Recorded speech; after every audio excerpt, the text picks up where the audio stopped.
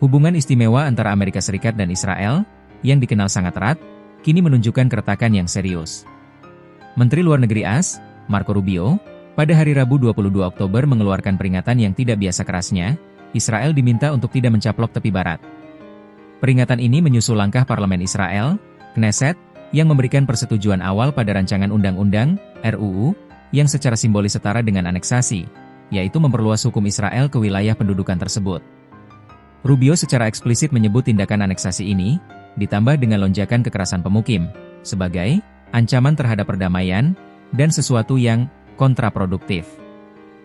Apakah ini sinyal mulai pecah kongsi dengan Israel? Apa risiko fatal aneksasi ini di tengah upaya gencatan senjata di Gaza? Dalam 20 menit ke depan, kita akan bedah peringatan diplomatik tertinggi AS yang mengguncang peta konflik Timur Tengah. Ancaman RUU aneksasi Knesset. Langkah yang diambil Knesset adalah persetujuan awal untuk menerapkan hukum Israel di tepi barat. Meskipun masih dalam tahap awal, secara substansi, langkah ini adalah sinyal yang sangat kuat dan setara dengan aneksasi.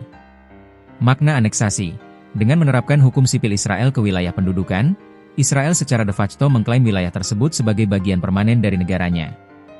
Risiko fatal. Tindakan ini berpotensi memicu konflik baru dengan Palestina, yang melihat tepi barat sebagai jantung dari negara masa depan mereka. Rubio, yang menjabat sebagai diplomat tinggi di bawah pemerintahan Presiden Donald Trump, menegaskan kembali kebijakan garis keras Presiden Trump sebelumnya, aneksasi tepi barat akan melanggar batas yang tidak dapat dilanggar. Ini menunjukkan bahwa meskipun pemerintahan AS berganti, batas merah untuk aneksasi tepi barat tetap dipertahankan. Konteks politik dan risiko gencatan senjata. Peringatan Rubio menjadi sangat sensitif karena muncul hanya seminggu setelah Presiden Donald Trump sendiri mendorong kesepakatan gencatan senjata yang bertujuan mengakhiri serangan Israel selama 2 tahun di Gaza. Rubio secara gamblang menyatakan bahwa langkah-langkah aneksasi berpotensi mengancam kesepakatan damai. Host, mengutip Rubio, "Saya pikir Presiden telah memperjelas bahwa itu bukanlah sesuatu yang dapat kami dukung saat ini. Ini adalah situasi yang sangat dilematis. AS berusaha keras untuk menstabilkan kawasan Gaza, namun tindakan sepihak Israel di tepi barat justru menciptakan destabilisasi baru. Peringatan AS adalah upaya untuk melindungi diplomasi perdamaian yang baru saja mereka capai." AS secara efektif mengatakan, "Jangan rusak upaya perdamaian yang mahal ini dengan tindakan unilateral yang kontraproduktif." Lonjakan kekerasan dan krisis kemanusiaan. Latar belakang aneksasi ini bukan hanya politik, tetapi juga krisis kemanusiaan yang parah. Kekerasan di tepi barat telah meningkat drastis sejak Oktober 2023. Data PBB menunjukkan situasi yang mengerikan. Korban jiwa, lebih dari 1.000 warga Palestina telah tewas oleh pasukan atau pemukim Israel di tepi barat yang diduduki sejak 7 Oktober 2023. Pengungsian, ribuan orang lainnya dipaksa mengungsi akibat serangan pemukim, pembatasan pergerakan, dan pembongkaran rumah.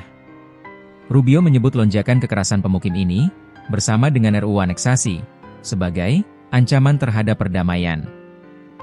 Artinya, AS melihat aneksasi bukan hanya sebagai pelanggaran hukum internasional, tetapi juga sebagai bahan bakar yang akan mempercepat eskalasi kekerasan yang sudah sangat tinggi. Peringatan terbuka oleh Marco Rubio ini, yang merupakan salah satu pejabat senior AS yang mengunjungi Israel, adalah sinyal paling jelas dalam beberapa tahun terakhir bahwa AS sedang mempertimbangkan untuk pecah kongsi, atau setidaknya menarik dukungan tanpa syaratnya terhadap kebijakan ekstrim Israel.